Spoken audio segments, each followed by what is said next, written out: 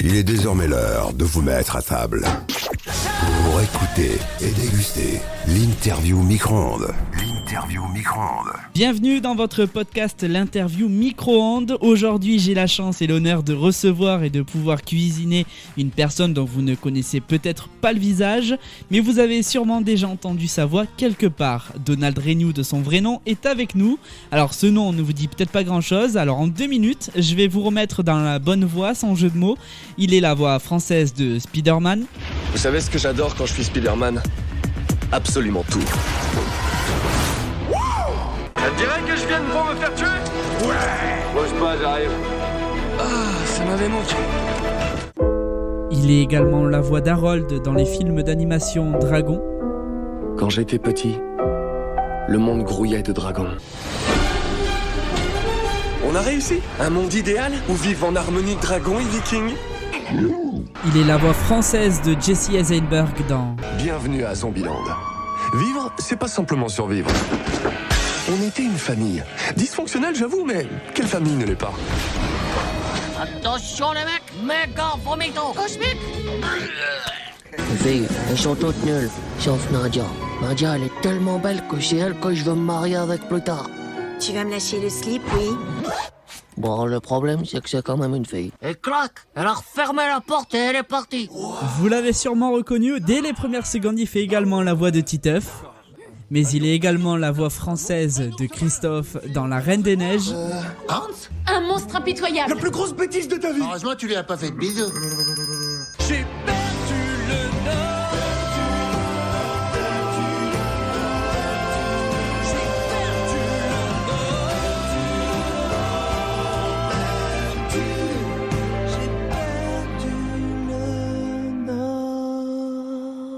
Il est également la voix française d'Andrew Garfield dans Tu ne tueras point. J'ai toujours rêvé d'être médecin, mais j'ai pas assez été à l'école. Je peux pas rester ici pendant que les autres se battent pour moi.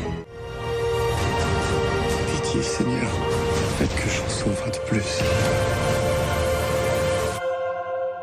Un de plus. Vous n'avez plus qu'à vous mettre à table, le couvert est dressé pour déguster cette belle interview avec Donald Renew. On va forcément parler de son parcours, du métier du doublage et de la voix off.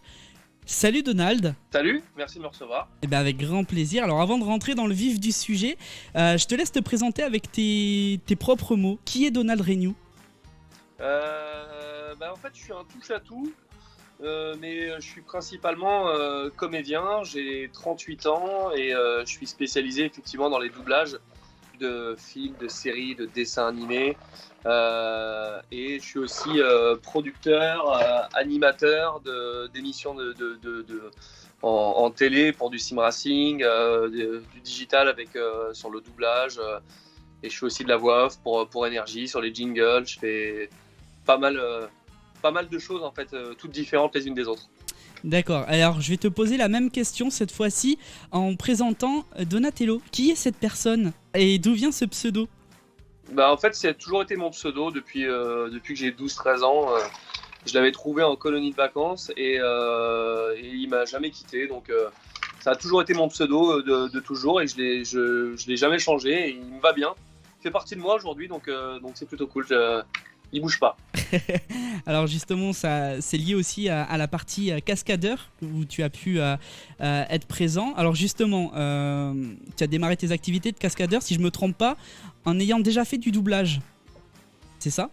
Ouais, c'était en parallèle. C'est vrai que j'ai toujours fait de la moto, des sports mécaniques, de la voiture, un peu de tout. J'ai toujours, comme je disais tout à l'heure, un peu touché à tout. Et c'est vrai que le stunt a fait partie de ma vie pendant des années et les acrobaties aussi, mais aujourd'hui, ça, c'est une autre vie. Hein. Oui, je me doute. Mais alors, qu'est-ce qui a fait que... parce que c'est quand même bien différent, le doublage, la voix off et cette partie acrobatique. Qu'est-ce qui a fait que les deux se sont rejoints, entre guillemets ? Ils se sont rejoints parce que j'allais forcément en studio en moto et que du coup, je faisais le con sur la route. C'est pas bien, faut pas le faire. Mais non, mais j'ai toujours été passionné de moto depuis que je suis tout petit. J'ai eu une moto quand j'avais 5 ans. Et après, dès mes 14 ans, j'ai toujours roulé en bécane. Et donc, du coup, ça m'a toujours animé. Donc, il y a un moment, je voulais être pilote professionnel plutôt que d'être comédien. Bon, il se trouve que le sort en a décidé autrement. Et je pense que sur le long terme, c'est plutôt une chance que ce soit passé comme ça que le contraire. Après, bon, tu continues quand même d'être présent un petit peu sur les circuits de temps en temps. Si je me trompe pas, encore une fois, il y a quelques années de ça, tu as été sur le Trophy Andros, par exemple. Ouais, j'ai toujours gardé un pied là-dedans. Dès que je peux rouler, je le fais. Si je peux rouler en endurance sur un circuit, je le fais. Si je peux rouler au Trophée Andros, j'y vais aussi. Je suis aussi le capitaine pour la France de l'équipe e-sport de Ford, qui s'appelle Fordzilla. Donc que ce soit en jeu vidéo ou en réalité ou vraiment dans tout ce qui est e-sport, j'ai toujours gardé un pied dans la compétition automobile, de sport mécanique, parce que je peux autant aimer le jet ski que la moto que tout ça, quoi. D'accord, et du coup maintenant, ouais, c'est vrai que tu as lié les deux avec aussi tes émissions concernant la partie mécanique, maintenant plus sur le jeu vidéo. C'était un choix dès le départ ou le fait que tu aies apprécié les jeux vidéo dès ton plus jeune âge, tu t'es dit hop, il faut que je fasse ça? Non, j'ai toujours voulu faire une émission sur les jeux vidéo de voiture, sauf que j'étais trop en avance sur mon temps et que ça intéressait personne. Mais maintenant, le sim racing a beaucoup évolué. Maintenant, beaucoup s'y intéressent. Même des youtubeurs ou des streamers généralistes se mettent à jouer à F1 2020. Et il y a un vrai intérêt pour les sports mécaniques virtuels. Et donc voilà, je voulais le faire il y a 10 ans. J'avais proposé ça à Bertrand Amar. Je voulais faire ça sur Game One. Mais bon, il n'y avait clairement pas un public pour ça à l'époque. Et quand Bertrand a monté ES1, il nous a fait confiance avec Minidos Productions pour la société que j'ai montée pour pouvoir proposer une émission de sim racing sur la grille et puis c'est une émission qui marche très bien sur la chaîne, donc j'en suis très content. Si t'es content, c'est le principal. On va parler maintenant de cette partie-là, voix off, doublage, et avant vraiment de rentrer dans le vif du sujet, est-ce que tu pourrais nous expliquer ce qu'est la différence entre les deux, entre le doublage et la voix off? C'est très simple, hein. De la voix off, c'est souvent des pubs ou alors des jingles d'habillage, comme on a entendu sur ton intro d'émission, faire des lancements d'émissions, tout cet habillage-là. Et je sais pas si ça rentre aussi là-dedans, mais souvent les documentaires, les voix off de documentaires rentrent un peu là-dedans. Moi je le rentrerai dedans, ouais, sachant que c'est pas un personnage joué, donc ouais, je le mettrai aussi dans la voix off. Donc voilà, et le doublage, c'est le doublage qu'on connaît, quoi. Exactement, et justement le doublage tu l'as commencé assez tôt, notamment avec ton tremplin avec Toy Story. Est-ce qu'il y a eu d'autres tremplins autres que Toy Story pour faire que tu en es là maintenant? Ouais, il y a eu Titeuf et Spider-Man. C'est vraiment les trois, Toy Story, Titeuf, Spider-Man, que tu pourrais vraiment mettre en avant en disant c'est ça qui m'a... Toy Story m'a lancé, Titeuf m'a donné un rôle en or comme on en rêve tous d'en avoir, à l'instar de ce qu'on peut avoir sur les Simpsons ou du South Park. Enfin, c'est des trucs qui traversent les générations et peu ont cette chance-là, et j'ai eu cette chance et j'en suis hyper content aujourd'hui. Ça me permet encore de travailler avec Titeuf d'une autre manière et de passer la barrière du simple comédien et de vraiment travailler avec Titeuf au jour le jour sur différents projets qui arriveront en 2021.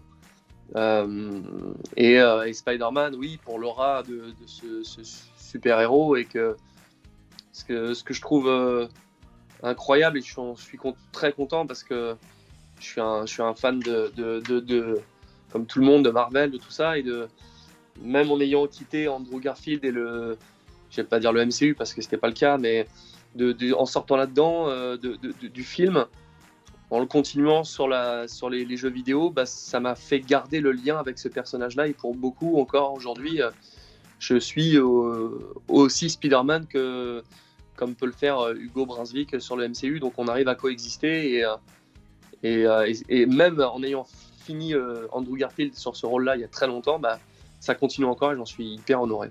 Alors tu en parles justement de traverser des générations et des générations. Ça se passe aussi, oui, grâce aux dessins animés ou autres que tu peux doubler. Et justement, ça fait quoi parce que bon, d'accord, t'as commencé très tôt, maintenant t'es quand même un peu plus âgé forcément.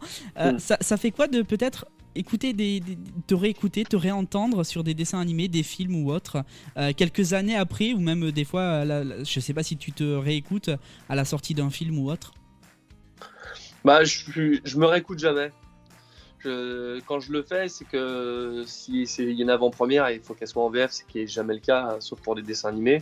Là, ça me dérange un peu moins, mais je suis pas très fan de me réécouter.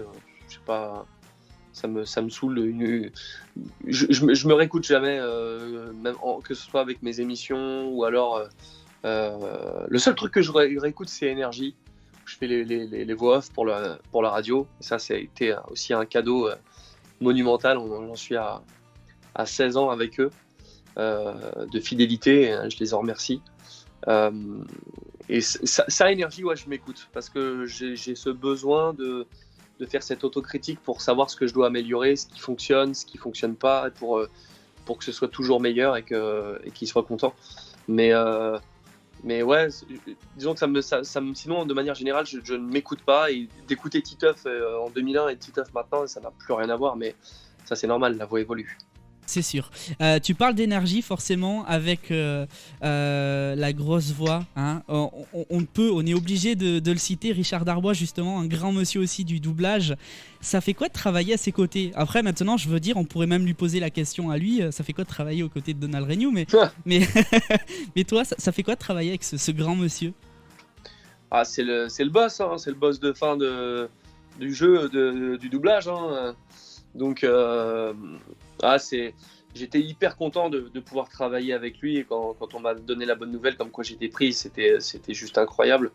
Et je suis encore intimidé aujourd'hui quand il est là en studio et qu'il m'écoute parce qu'il a cette oreille, parce qu'il est bon, parce qu'il a un phrasé, il a un débit qui est propre à lui, qui est incroyable, ce grain qui est incroyable, cette justesse dans les mots, tout est nourri, c'est du Richard Darbois, donc c'est difficile de s'accorder à côté de lui pour pas être ridicule et pour pas le dévaloriser. Enfin, c'est pas dévaloriser, c'est pour pas dénaturer son travail. Mon but, c'est que ça se matche au mieux avec ce qu'il peut faire et non au contraire.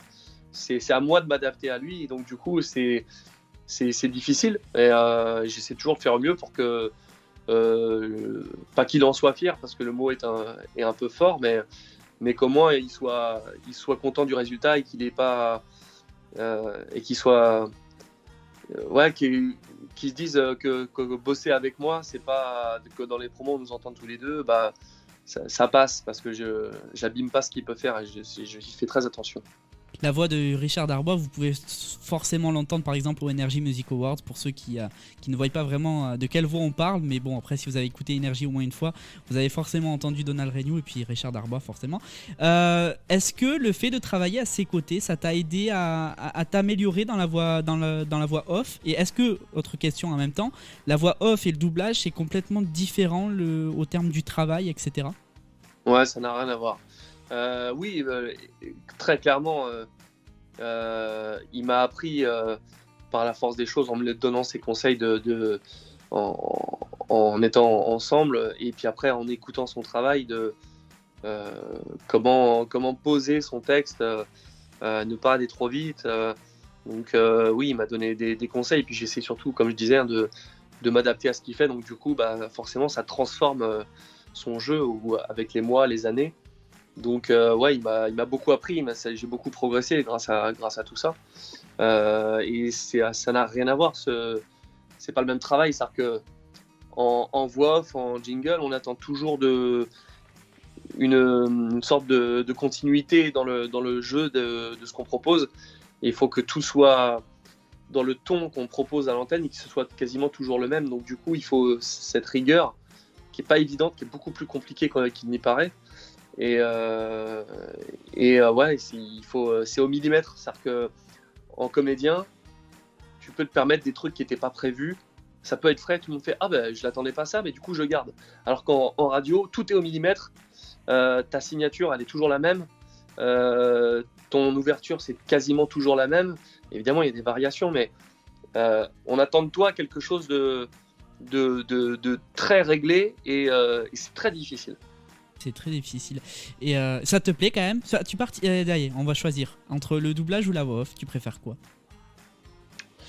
C'est ça l'avantage, c'est que en étant touche à tout, j'ai pas à choisir. J'arrive à cumuler les différentes prestations et la voix off chez Énergie est calée dans mon agenda toutes les semaines au même jour, à la même heure et du coup ça me permet de ne pas avoir à choisir et que j'aurais beaucoup de mal à choisir, mais si je suis très honnête, c'est avec l'arrêt des doublages pendant le confinement et là l'arrêt des doublages de par les arrêts des studios qui ont arrêté de tourner aux États-Unis, donc l'arrêt d'envoi des nouveaux produits, c'est Énergie qui m'a permis de sauver mon année et de pouvoir ramener un salaire et que du coup ils m'ont clairement sauvé, Énergie, depuis toujours, mais particulièrement en 2020, je leur dois beaucoup. C'est vrai que la partie doublage de tout ce qui est film, etc., bon, tu dois postuler, tu dois faire des castings, etc. Je me doute que même si maintenant, peut-être qu'on fait aussi appel à toi sans forcément faire un casting, ça je sais pas réellement comment ça se passe, mais c'est jamais sûr. Un mois tu vas faire peut-être 2 films, le mois suivant tu ne feras rien, c'est vrai que c'est pas régulier, donc le fait d'avoir peut-être un contrat avec Énergie, ça t'aide et ça te conforte aussi dans le fait de ramener de manger quoi à la fin du mois réellement. Et justement je pense que c'est pour ça aussi que tu remercies beaucoup Énergie, parce qu'au final le métier du doublage, donc c'est pas régulier, ou alors faut vraiment choper tous les contrats, mais justement par rapport à ça, ta voix maintenant elle est connue, on l'entend dans beaucoup de films, dans beaucoup de séries, dans beaucoup de dessins animés, à Énergie. Est-ce que du coup c'est pas plus compliqué pour toi maintenant de choper des contrats? Si, t'as bien résumé tout ça, y a beaucoup à dire dans ta question, mais c'est vrai que il y a des fois où je suis pris d'office, il y a des fois où je passe les castings, il y a des fois où je passe des castings alors que j'ai déjà doublé le mec et je suis pas pris. C'est extrêmement injuste. J'avoue. Il y a des fois où on m'appelle même pas pour un acteur que je double tout le temps et c'est extrêmement injuste. Des fois, je suis pris d'office sur les mecs que je devrais pas faire et je le fais direct. Donc, il y a de tout et voilà, c'est pour ça que c'est compliqué l'intermittence et c'est pour ça que travailler chez Énergie tous les mois, c'est une tranquillité d'esprit. Mais ouais, c'est très difficile. Le métier, on ne sait jamais de quoi demain sera fait. Je crois c'était en 2017, j'avais passé 11 castings à la suite où j'avais été refusé. Et dans 90% des cas, c'était on t'a trop entendu. Et du coup, on me dit ouais, ton essai est bien. J'ai même entendu une fois, c'était on a préféré ton essai, mais comme on t'a trop entendu, on ne te prend pas. D'accord, ok. Ouais, et donc c'est dur. Ouais, voilà. Donc, mais après, il y a des années où ça fonctionne très bien. En 2019, c'était un carton.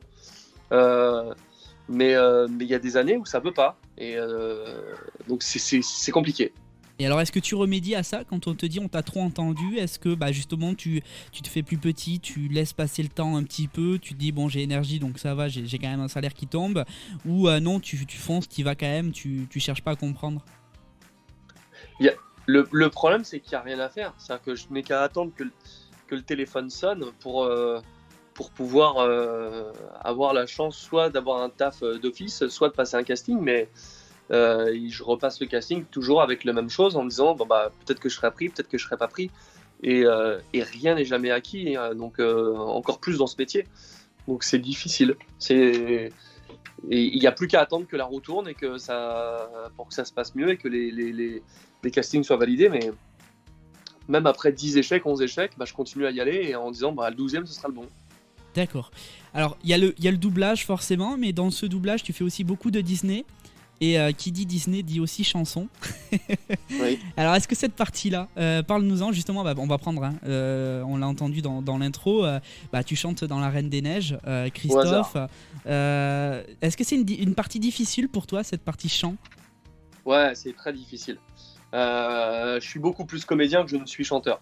Donc, j'ai pas les mêmes facilités à interpréter une chanson que je peux le faire en parler, en jouant la comédie, parce que là j'ai beaucoup plus d'expérience et donc du coup j'ai du mal c'est difficile. Alors j'arrive à assumer des rôles qui sont parlés chantés parce que je sais le faire, mais je suis entre guillemets, pas au même niveau en chanson qu'en comédie. Hein. Il n'y a qu'à écouter la chanson de Christophe, J'ai perdu le Nord, d'écouter la VO et d'écouter la mienne. On n'est pas sur le même registre. Lui, c'est limite, il nous a fait un truc à la Broadway. Moi, j'ai fait un truc plus marrant, un peu parodie de trucs un peu... comme il prend le micro, en fait, c'est une pomme de pain. Enfin, voilà, c'est une parodie du Lover et tout. Alors que lui, très premier degré, moi, c'est un peu plus second degré. Mais j'aurais pas pu aller dans ce qu'il a créé lui, parce qu'il a un niveau de chant qui est bien supérieur à ce que je sais faire et que je saurais jamais faire. Donc, chanter concrètement, c'est pas ma passion, mais je suis très content de pouvoir le faire à minima, ce qui me permet d'avoir des rôles où il faut savoir faire les deux, et ça m'ouvre beaucoup de portes, et ça, c'est cool. Alors justement, on parle chanson. Est-ce que je peux te faire écouter un extrait de quelque chose qui date quand même de quelques années? Tu vas mettre le rap du Topinet Tondu, vas-y. Oh, comment t'as deviné? Parce que j'en étais sûr, mais parce que ça me fait plaisir. Un jour j'ai appris qu'un petit animal serait bientôt vendu et qu'il n'avait pas de poils. Ça me sembla être une bonne solution. C'était parfait pour mon père, ça remplissait la mission. Le patron est venu, a ouvert la cage et dit: tu sais qu'il n'a pas de poils. J'ai dit que ça m'était égal, puis il me la donna et dit... Alors moi, ce qui me choque, c'est pour ça que je l'ai choisi aussi. Et c'est là que... bon, ok, t'as bien deviné, bravo. Hein, je m'attendais pas à ce que tu le devines comme ça, mais enfin bref, c'est pas grave. Très fort. On entend ce timbre de voix très caractéristique que tu as. Et forcément, en fait, quand j'entends ça, moi j'entends Titeuf. Ouais, bah c'était une époque où... ça devait être début 2000... Et la voix de Titeuf, je la changeais un peu, mais pas comme maintenant où vraiment je la métamorphose. Alors donc du coup, c'était beaucoup plus proche de ce qu'était Titeuf en tout début 2001, avec là Robin Trépide dans Kim Possible, où en fait sur Titeuf à l'époque je l'allégeais un petit peu, comme on dit, donc je mettais la voix un peu plus aiguë, mais sur une voix naturelle, alors que maintenant je la change totalement, donc ça n'a plus rien à voir.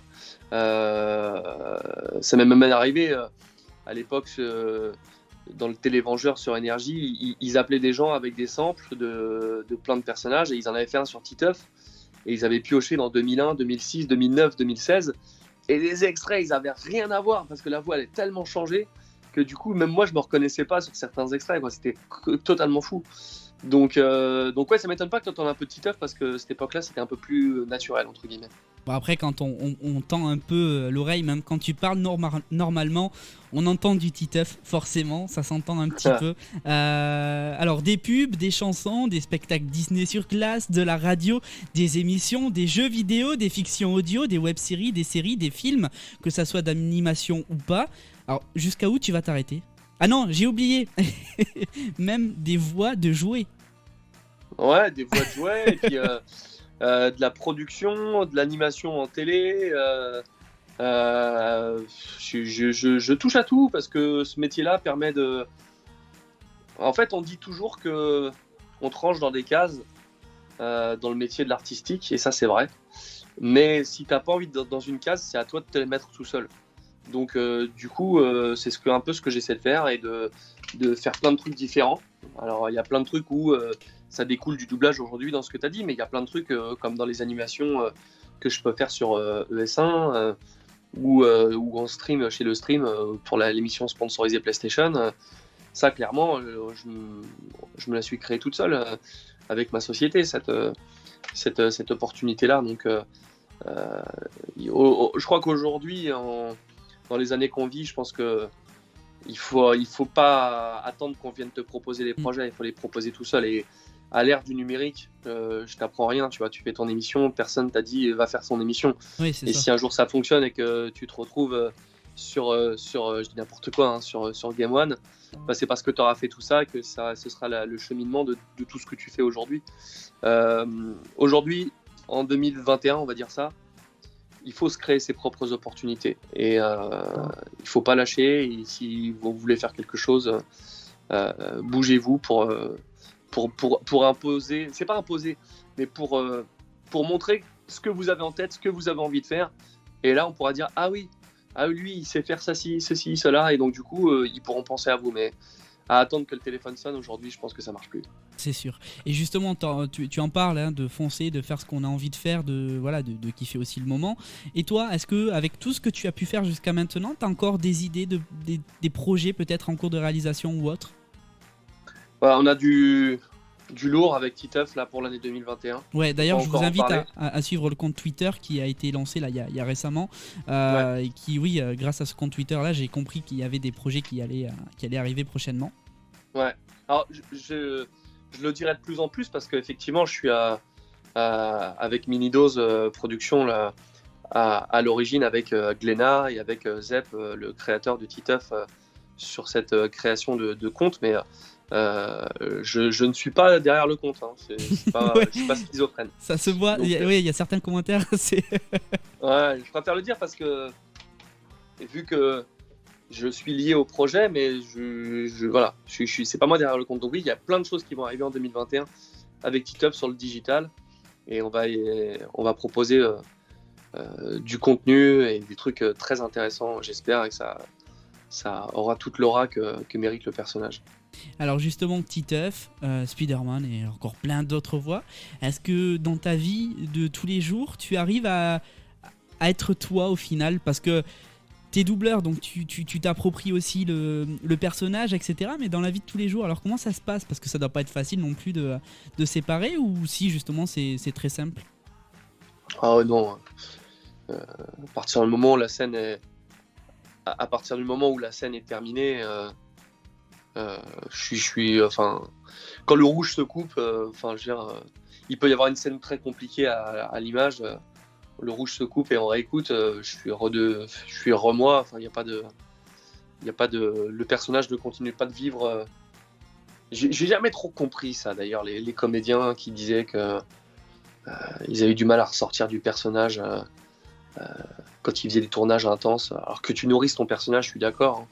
C'est évident, et puis il faut parfois aller rencontrer des gens, beaucoup discuter pour que ce soit crédible, mais tous ceux qui disent j'ai eu du mal à sortir du personnage, pour moi c'est un peu du truc tu sais, que tu balances en interview quand tu fais la promo du film, que tu t'intéresses au personnage et que tu essaies de le faire au mieux, mais bon, je trouve ça toujours un peu étrange. D'accord. Alors justement, on parle toujours d'un doublage. Pour les gens qui nous écoutent là, il y a peut-être des gens qui seraient intéressés par cette partie-là, parce que c'est vrai que c'est un métier de l'ombre, mais quand on regarde les documentaires, quand on regarde la télévision, bah automatiquement il y a toujours ces petits moments où on se dit mais c'est kiff, j'aimerais tellement faire ça en fait, j'aimerais, même cet acteur-là, je le kiffe, j'aimerais tellement faire sa voix. Comment on devient doubleur réellement? Est-ce qu'il y a une école? Est-ce que non? Est-ce qu'il y a des formations? Comment on arrive à ton niveau déjà pour commencer? Bah, tu as un facteur de travail, de chance et de talent, les trois réunis. Le pourcentage, je ne saurais pas te dire qu'est-ce qui est le plus important là-dedans, mais le travail et la chance sont intimement liés. Hein. Combien j'ai eu de projets où c'est parce que j'ai rencontré la personne la veille dans un studio, il aurait croisé un autre pote, ils auraient croisé mon pote Alexis Thomasian, c'est lui qui aurait eu le truc parce qu'il l'a croisé à ce moment-là, il fait « Ah mais j'allais t'appeler », alors pas du tout. Mais voilà, ce facteur chance, il est indéniable dans ce milieu. Plus on te voit, plus tu travailles, plus tu es chez toi, et moins on t'appelle, plus tu t'enterres, moins on te voit, plus on te dit putain on le voit plus, et puis personne ne le voit, et puis on le rappelle plus, et puis c'est terminé. Ça arrive plein de fois. Mais ouais, pour devenir, pour travailler dans le doublage, ce qui est assez étonnant, je trouve aujourd'hui, c'est la fascination qu'ont les gens pour le doublage, mais surtout de se dire je suis fasciné par le doublage, mais à aucun moment je me dis qu'il faut que je sois comédien pour faire ce métier-là. Tout ça parce qu'à une chose, parce que tu as la bande qui défile de droite à gauche et que les mecs se disent bah il y a qu'à lire, pas besoin d'être comédien. Et ben si, c'est là qu'est toute la difficulté, c'est d'arriver à jouer la comédie pour être aussi bon entre guillemets, ne pas dénaturer la VO, mais en plus il faut que ton jeu soit suffisamment bon pour qu'il soit crédible par rapport à ce que l'anglais a fait, qui lui, putain, joue la comédie de ouf. Donc, et ce que je trouve ça ouf, c'est qu'il y en a plein qui me disent ouais, je veux être doubleur, mais ils veulent pas prendre de cours de comédie, ils sont pas comédiens, mais ils veulent travailler dans le doublage. Et c'est ça qui est ouf, parce que t'es obligé d'apprendre ton métier de comédien pour pouvoir faire du doublage. Moi, j'ai eu la chance de tomber dedans quand j'étais petit, donc d'apprendre sur le tas. Mais aujourd'hui, si je voulais être comédien et travailler dans le doublage, mais évidemment que je devrais prendre des cours de théâtre. Parce que sans cours de théâtre, sans bagage de comédien, tu peux pas t'improviser comédien quand le rouge se fait et que tu dois assumer ton texte, ta scène, et que tu dois être performant, que le directeur artistique, il n'a pas le temps et que en 3 prises, ta boucle, elle doit être faite. Donc ça, il n'y a pas le choix. Il faut être comédien. Donc si vous êtes sur Paris, il y a des cours privés, il y en a des tonnes. Le conservatoire, dans chaque ville, il y en a. Et je vous le conseille, bon, sauf à Paris, parce que là, c'est l'école ultra prisée, que du coup, c'est sur concours et c'est hyper difficile. Mais sinon, que vous habitiez à Nantes, à Lyon, à Marseille, à Lille, il y a un conservatoire qui vous permettra de prendre les bases. Et puis si ça vous plaît, vous pourrez vous dire, je déménage à Paris, parce qu'il faudra obligatoirement déménager à Paris, sauf si vous voulez tourner dans la fameuse série de TF1 qui est à 7. Et là, forcément, vous pouvez habiter à 7. Mais sinon, ça va être compliqué d'être comédien et de bosser tous les jours sans être à Paris, avec tout le respect et l'amour de la France et de ces villes. Mais bon, le taf se fait beaucoup à Paris, donc voilà.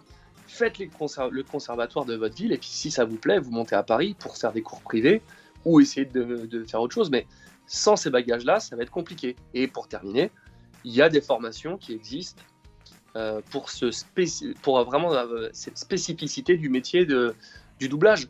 Mais ça va vous apprendre qu'une chose, c'est à apprendre à parler en place, sur la rythmo.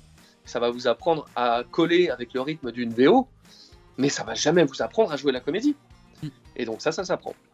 Et alors pour ceux qui pourraient dire, non, moi ma voix elle est pas jolie, je me vois pas faire ça, parce que ma voix, elle est pas belle. Qu'est-ce que tu pourrais leur dire justement à ces gens-là ? Que le doublage, si c'est pas 70%, c'est 80% de jeu et 20% d'une voix spéciale. Alors oui, c'est toujours mieux quand on a un petit grain que personne n'a. C'est sûr que quand tu sais hyper bien jouer la comédie, que tu as un grain de voix qui est bien propre à toi, c'est une chance. On connaît tous le grain de Dorothée Pousseau qui fait énormément de doublage, qui fait Vanellope dans Les Mondes de Ralph, qui fait Harley Quinn récemment dans tous les films de DC. Elle ouvre la bouche, tu la reconnais instantanément. Donc ça, oui, c'est une aide. Mais ou quand Feu, Patrick Poivet était là, tu savais tout de suite que c'était lui, et il avait une voix bien spéciale. Mais aujourd'hui, tu casses la baraque, t'as un jeu d'enfer, t'es en place, t'es dans le rythme, tu fais des doublages de ouf, tu peux avoir une voix dégueulasse, et je vais loin dans ce que je dis, mais si tu joues la comédie mais comme un dieu, mais tout le monde a sa chance. Moi je préfère avoir quelqu'un qui n'a pas une voix incroyable et qui joue la comédie divinement bien que quelqu'un qui a un grain avec un petit truc rocailleux qui est très où tout le monde lui dit tiens, tu devrais faire du doublage parce que t'as une voix de ouf. Ouais, mais bon, s'il joue mal la comédie, je préfère le mec qui a une voix moins sympa mais qui va jouer de ouf. Et alors justement, on va continuer de parler de voix et en même temps, on va revenir sur le sujet de Titeuf, qui fait partie aussi d'une grande partie de ta vie. Est-ce que, et c'est peut-être la question bête, mais c'est vrai que c'est une question que je me pose, quand on fait un logo, on le dépose pour que voilà, il nous appartienne, etc. Est-ce que c'est la même chose pour une voix ? Est-ce qu'elle est sous copyright, cette voix ? Alors, elle n'est pas sous copyright. Alors que moi, ça a un petit peu changé ces derniers temps, mais je pouvais pas faire du Titeuf à toutes les sauces sur les réseaux sociaux, mentionner Titeuf, des expressions de Titeuf avec la voix. Par contre, je pouvais faire ce que je voulais, raconter un livre avec la voix de Titeuf, du moment que je disais pas des faux possibles, c'est pas juste, enfin des trucs comme ça. Et que là, on identifiait et la voix et des expressions qui, elles, sont déposées. Sinon, je pouvais faire ce que je voulais. Maintenant, ce qui est vrai, c'est que si demain, je vais prendre un autre personnage, mais tu vois, demain, t'as Cartman, t'as South Park, et il remplace Christophe Lemoine, et quelqu'un essaie de l'imiter, et ben là, c'est problématique parce qu'on essaye de l'imiter. Donc là, du coup, t'as une propriété intellectuelle qui fait que on peut te remplacer, mais on peut pas te remplacer pour imiter et essayer de faire la même voix. Ça, c'est pas possible. C'est à peu près le seul truc qui nous protège. Mais c'est à peu près tout. Ok. Concernant le doublage, c'est quoi ta pire expérience, le doublage peut-être le plus compliqué que tu aies pu faire jusqu'à présent ? C'est pas ma pire expérience, mais c'était le plus compliqué. C'était le film de Martin Scorsese, Le Silence, avec Andrew Garfield, qui était d'une difficulté rare. C'est une des seules fois où j'avais même pas envie de le doubler, le film, tellement c'était parfait. Pour moi, il pouvait être oscarisé, Andrew Garfield, sur ce rôle. J'ai d'ailleurs été étonné qu'il ne soit pas nominé. Nommé, pardon. Parce que nominé, c'est dans Secret Story.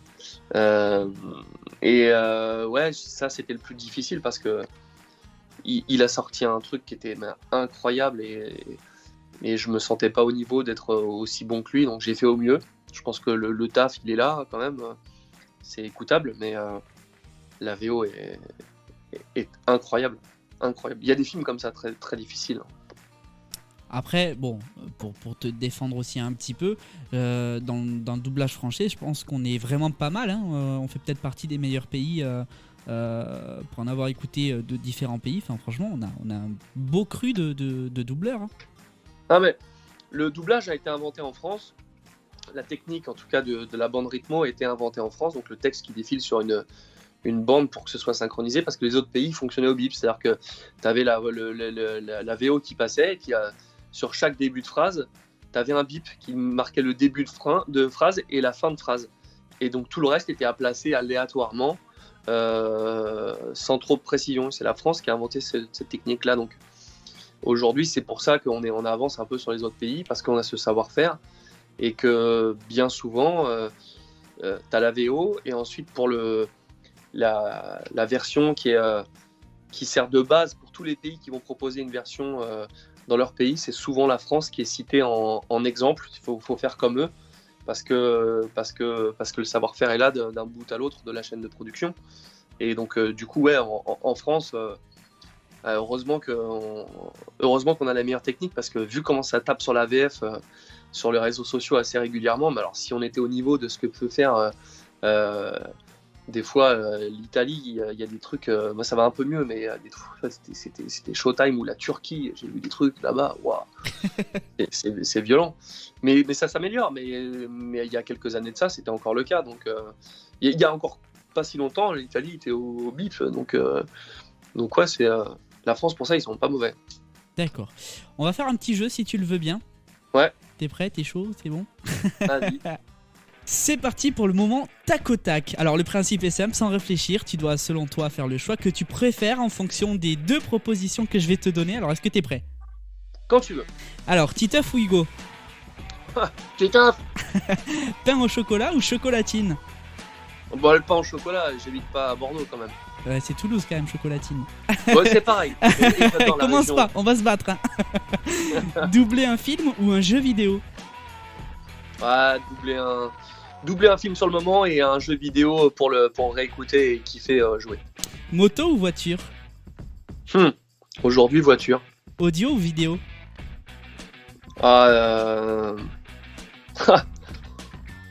J'adore les deux. Je vais dire de l'audio. Reese ou Malcolm? Reese, quelle question. Tartiflette ou raclette? Ouais, raclette. Futurama ou les Griffins? Futurama. Toy Story ou Dragon? Dragon. Andrew Garfield ou Jesse Eisenberg? Je ne peux pas répondre à cette question.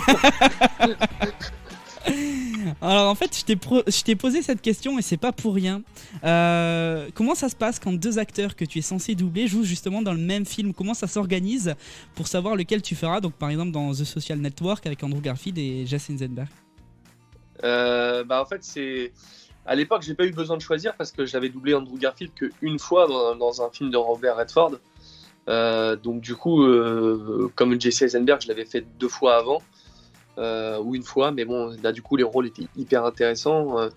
Je me rappelle plus si on m'a posé la question, mais du coup ça s'est fait assez naturellement. Donc, mais après j'étais content de pouvoir le récupérer, Andrew Garfield sur Spider-Man.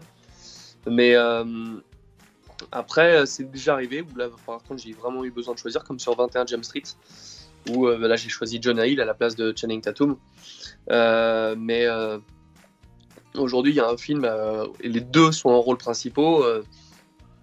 Ce serait compliqué de choisir entre Jesse Eisenberg et Andrew Garfield. Hein. C'est vrai que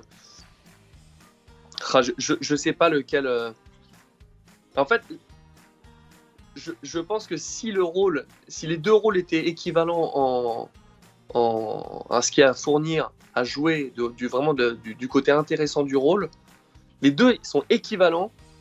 Je pense que je choisirais de doubler Andrew Garfield parce que je pense que je suis plus facilement sûr de récupérer Jesse Eisenberg que Andrew Garfield que j'ai un peu moins doublé. Et je pense que j'aurais plus intérêt à marquer un peu plus l'empreinte sur Andrew Garfield que sur Jesse Eisenberg, où je pense que 9 fois sur 10, s'il n'y a pas de casting, je serais pris sur le rôle parce que j'adore le comédien, que je m'éclate dessus et que j'ai des facilités à le doubler. Alors que Andrew Garfield, tu vois, Under the Silver Lake, ils ne me l'ont pas donné. Alors ils n'ont pas fait ça en France, ils ont fait ça autre part, je ne sais pas où. Mais donc du coup, si j'avais à choisir, si c'était le cas, je le ferais ça de cette manière. Alors justement, est-ce que tu as un acteur que tu souhaiterais doubler, que tu n'as jamais fait dans un film spécifique ou pas ? Non, j'aurais aimé faire partie de l'équipe des South Park. Ouais, j'avoue, South Park, ouais, c'est des sacrées voix aussi. Hein.